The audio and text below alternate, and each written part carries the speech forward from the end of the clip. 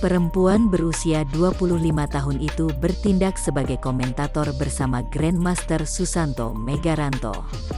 Setelah menjadi sorotan dalam pertandingan dadang subur pemilik akun Dewa Kipas, kini akun Instagram Chelsea @chelsea.monica kebanjiran followers. Dikutip dari tribunnews.com, Chelsea Monica merupakan pecatur putri terbaik Indonesia yang kini memiliki gelar Women International Master.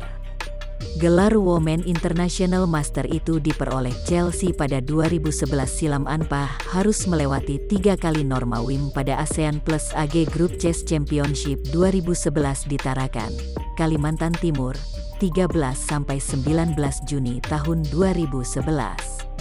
Berdasar data di ratings.fide.com, 1 tahun sebelum memperoleh gelar WIM, Chelsea memperoleh gelar Women FIDE Master.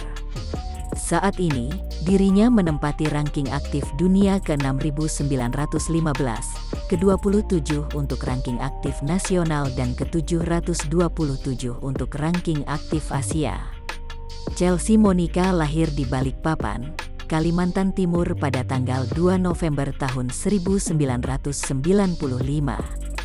Dengan didikan ayahnya, Chelsea mulai mengasah kemampuannya hingga memberanikan diri untuk berkompetisi saat masih SD. Bakatnya yang dimiliki Chelsea mencuri perhatian pelatih catur di Balikpapan bernama Nugroho yang akhirnya membimbingnya.